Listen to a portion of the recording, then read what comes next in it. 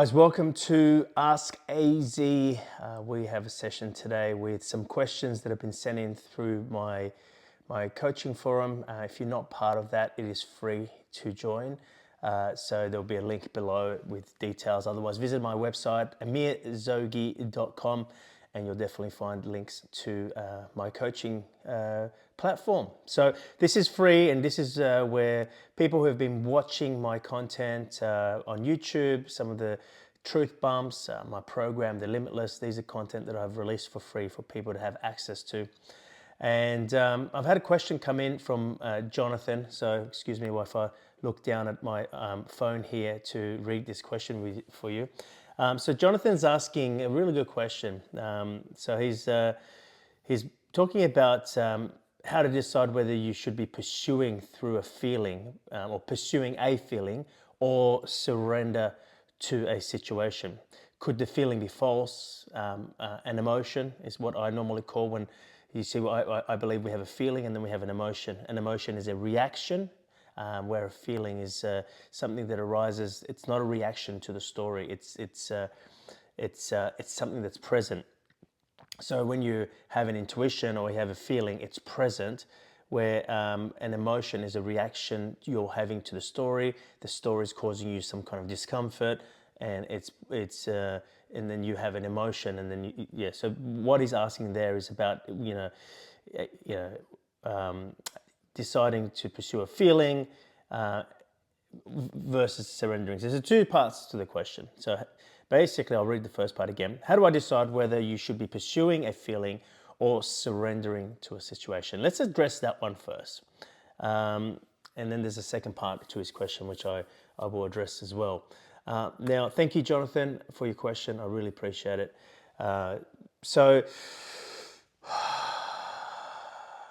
for me, let's get really clear about the feeling, because if we can get clear about what the feeling is for us, then we can get clear about surrendering as well. So we typically surrender is it's not necessarily, you may be, sometimes people perceive surrendering as giving up. You're not giving up on the feeling. You're giving up control of how the feeling will play out. So you're never giving up. Like for me, when it comes to my feeling, I've been on this journey for many years, 15, 20 years. And the biggest thing that I've done, that I've continued to be committed to, is following the feeling. But let's get really clear about the feeling, and then we'll talk about surrender. So the feeling for me is when you're following the feeling, there is I always say it's effortless. You feel an effortlessness, if that is even a word. And when I say effortless, some people mistaken that with it's easy. It's not easy, it's effortless. And effortless means that when you're following that feeling, when you're expressing that feeling, when you're creating, sharing, manifesting from that feeling, there is an aliveness that you feel within yourself. Not necessarily because of the applause you're getting, the recognition or the result or the outcome, although that's nice too when that gets reflected in your story as well. But the aliveness comes because you're expressing a part of yourself that is the truest part of yourself. So for me, when I'm expressing this, I feel really alive. I always say that it's not what I do that I love. People say, oh, you must love speaking, you must love coaching, or you must love flying airplanes as a pilot. It's, when I get really clear with myself, it's not necessarily what I do, it's who I get to be. It's who I'm being when I'm doing this. So it's a state of being. When you're following the feeling, it puts you in a state of being which is your highest, closest to your highest state of being, if you like, while in the physical realm. Okay, so to me, it doesn't mean that there's no risk involved. Doesn't mean that there's no failures on the way. We don't follow the feeling because it makes things easier. We follow the feeling because we get to be who we really are. That's what it is, and people confuse it as, oh, if I follow the feeling, I'll make more money. If I follow the feeling, I won't get rejected. If I follow the feeling, I won't fail. Sure, but it's really about because of who you are. Because when you become who you came here to be, when you're expressing the greatest version of yourself, then the failure is far and few. Or the rejection that you may have doesn't affect you as much, where when you're not following the feeling, a rejection, it feels like a stab in the heart, So that's what it is. It's not that, you follow the feeling because it's getting you those results or outcomes, or you're not going to fail, or you're going to be safe. There's always risks involved in the story. There is potential failure. But for me personally, I can only speak for myself. To me, any failure that is on my journey of following my feeling, I'm happy to have, because it's me going through that allows me to become the person that I'm becoming, which allows me to stay that person. Not like I don't give up that person. Sometimes we lose ourselves to a particular result or an outcome. We attain, I like to call it the gold diamond, or the shiny diamond, I should say. And something shiny comes into our life, and we lose ourselves to that shiny diamond. So to me, that the feeling, when you're following the feeling, you feel alive.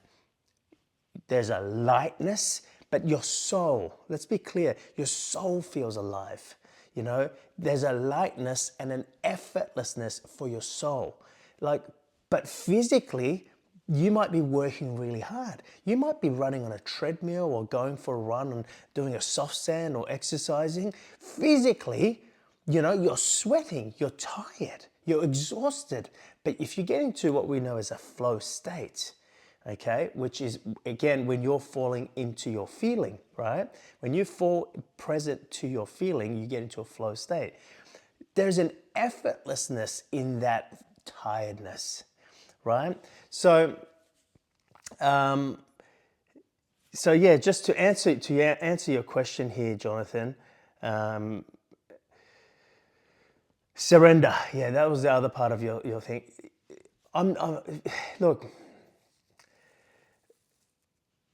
to me, I always see myself in a state of surrender. So it's kind of interesting to talk about this, because there was moments in my life where I felt like I needed to surrender, and what you're surrendering is, like I said to you earlier on in this video, you're not surrendering the feeling. You're surrendering the control. You're surrendering how the feeling is going to be expressed, how it's going to be received. You're surrendering that. So it's, for me in my life, I feel like I'm in a constant state of surrender, because I'm not trying to over control or over input in the story. I'm more focused on being present with how I feel to respond, rather than reacting to the story. So I keep bringing my attention back to my feeling and go, well, how do I feel? What do I love? Right? And my focus is on that. However, in saying that, there is definitely times in my life on this journey where I felt like I really needed to surrender. But you're surrendering your control of how the story is going to unfold. You're not surrendering the love that you have, the feeling that you're connected to, that you're following, that you're expressing. You're not surrendering that. You're surrendering how it's going to be received, how the outcome is going to unfold. That's what you're surrendering. So if you're noticing yourself being very fixated on the outcome and results, and you're experiencing lots of struggle and push and soulfully, like there's push, but your soul is also very tired, that's when you know you want to surrender. Give you another example. We're talking about exercising before. When you're exercising and you're going for a run, if you ever think about, and let's say you're going for a decent run, 45 minutes, I don't know, that's decent for me. An hour and a half, depending on how long you run. When you get into that run, and this is why people love running or even exercising, because if you do something repetitive, you can really get into a flow state. So repetitive could be your breathing, or it could be going for a run. Your legs are going in motion. And that's why we love exercise. That's why I love exercise anyway. So you get into a flow state, but what gets you into a flow state? Or let me talk about what gets you out of a flow state. What gets you out of a flow state is if you're thinking about, I've just started the run, or let me put it clearly for you. If you're thinking about how long have you been running for, or how long have you got to go, you drop out of flow state, okay? Because you're not in the moment anymore.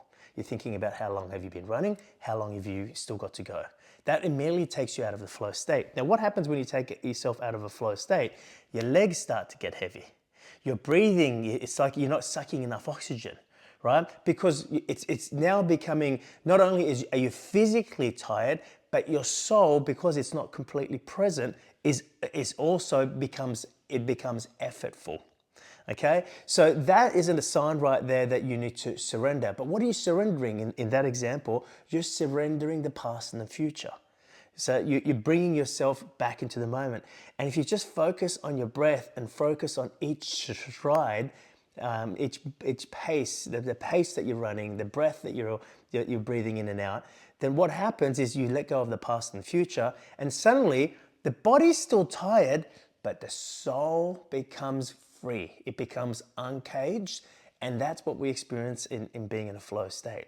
So if I can give that reference to you, you can use that in your life. So when you're noticing, do I need to surrender?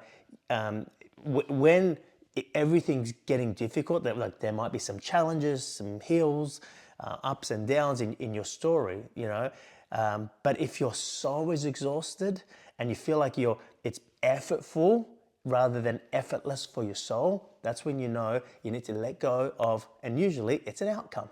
It's a result we're after. So we need to let go, or if in this case the word you use is surrender.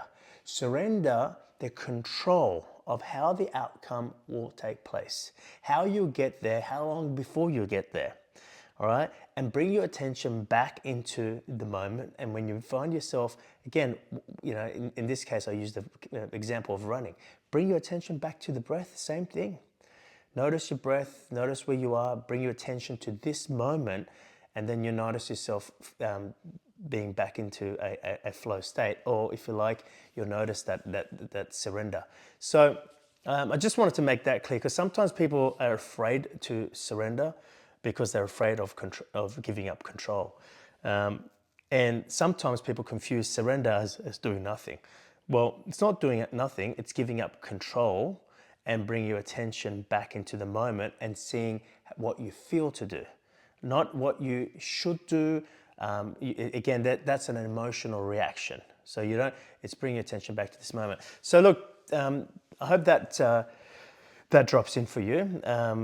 For me, I never give up on my feeling.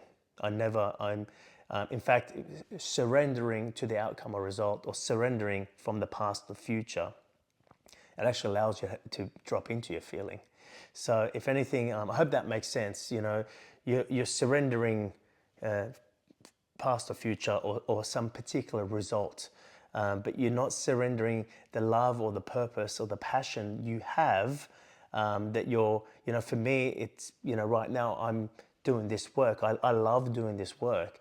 I could surrender how this is being received, how many people watch these videos, what the result from these videos are. I can surrender that, but I never surrender the feeling that I have when I'm actually sharing this. So that's the answer for your first part of the question. So the second part of your question is, what if I'm trying to follow a feeling, but it causes resistance or rejection from close ones? How to decide to pursue or not? That's Now that's actually goes hand in hand with what we've just been speaking about, because personally, from my personal experience, if I can be honest, whenever I have doubts about following the feeling, and it happens when you're maturing on your path, on your journey in following the feeling. You actually become mature. And what I mean by that is that when you follow the feeling, when you first start to follow the feeling, yeah, some people will call it your intuition, and your inner GPS, whatever you like. When you first start to follow it, you think you're following the feeling, or your heart. That's the best one. Follow your heart. That's definitely your feeling. Most people think they're following the feeling because it's going to improve their life. It's going to fix something. It's going to improve something. It's going to change something. It's maybe going to get rid of something. It's in your life. So, from my experience, the more I followed the feeling, the more familiar the feeling became. Because at the beginning, when you're following the feeling, sometimes you get confused with an emotion, and it's like, oh, well, you think to yourself, I'm following the feeling, but it's not really the feeling. It's something that's fabricated, that you fabricated. And you think to yourself, I'm following the feeling and I just want to have millions of dollars. All right. Now, chances are that's not your feeling, but who am I to say that? But most likely, in my experience, that's not your feeling. It's not really. It's never really about money. But you say that I'm following the feeling. You say to yourself, I'm following my feeling there. But that's, in my experience, that's a fabricated feeling. You fabricated that, and you're looking for a reason to give yourself permission to follow that emotion, reaction to having money. And it's not, I'm not saying it's not about not having money. In this conversation, I don't want to confuse us here. This is not about money. I'm just giving you an example of sometimes we fabricate the feeling. And the part of us that does that is our ego, which is another conversation. But for me, the more I followed the feeling, the more familiar I became with it. And as I became more familiar with it, it became very clear what was not the feeling. What was something that was fabricated? What was something that was an emotion? What was something that came from an attachment? Okay, attachment is what causes you to have a reaction, but sometimes we follow that reaction thinking it's the feeling. So the more I followed the feeling, the more familiar I became with it. The more familiar I became with the feeling, the more aware I became what was not the feeling. So now you think to yourself, well, how's your life changing? Well, if you continue to follow the feeling, as you become more familiar with the feeling, you start to become one with it. It's just like anything. Like, I'm not trying to be too spiritual here. It's like me flying an aeroplane. When I fly an aeroplane, and I'll do aerobatics, you really want to become one with the aircraft. In sport, they say you need to be one with the ball when you're hitting the ball. This is not, it's not unfamiliar for most people nowadays. So you really want to, if I do really good aerobatics in my aircraft, or when I do good aerobatics, it's when the aircraft becomes like an extension of me. It's not I'm flying the aircraft, I become part of it. But it's the same with the feeling. When you continue to follow the feeling, you become familiar with it. As you become more familiar with it, and as you continue to follow it, you start to become the feeling. And you've always, you get onto this path, on this journey of following the feeling. As you start to become the feeling, and you don't have to answer this right now, but I'm just going to pose this question. What are you going to follow when you become the feeling? Don't necessarily need an answer right now. I'm just going to put that in your mind somewhere. It's a seed, it'll sprout at some point. What are you going to follow? Who are you going to follow when you become the feeling? But ultimately, to me, that's what it's about. It's the becoming. It's who you're becoming. And again, obviously, the story changes. Your results change. You become detached. You become more present. You live more pleasantly, right? You become more in love. Your life changes because of who you've become.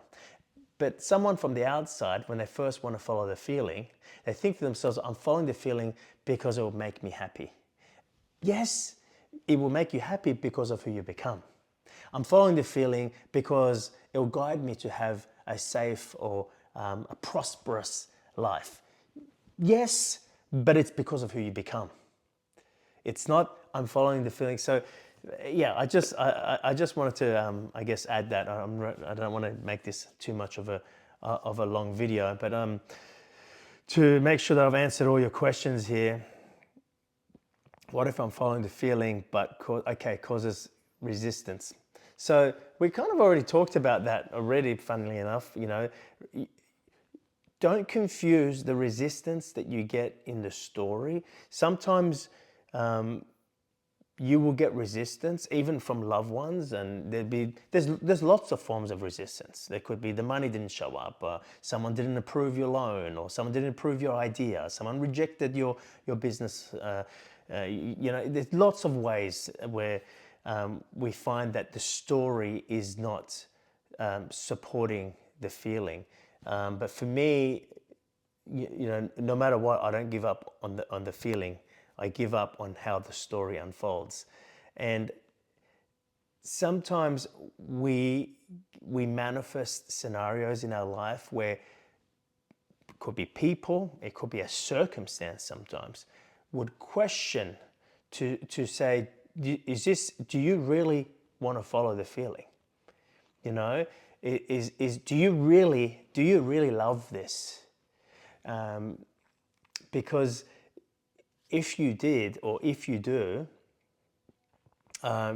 you would never give up on that love. So sometimes we have people question us, and in that questioning, we then question ourselves. And in that questioning ourselves, we find a different level, a deeper connection, a more willingness to continue to follow our feeling. So what I'm trying to say is that sometimes the world or your story will question you because you're still questioning.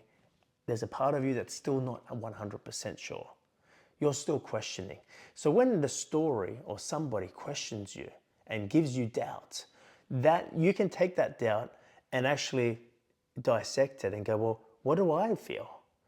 My family aren't supporting me in my business or in some other area. How do I feel? Right? And that's where you can really marry up with that feeling and see, because I'm telling you, there's a point you get to where you know that no matter what, you're going to follow your feeling.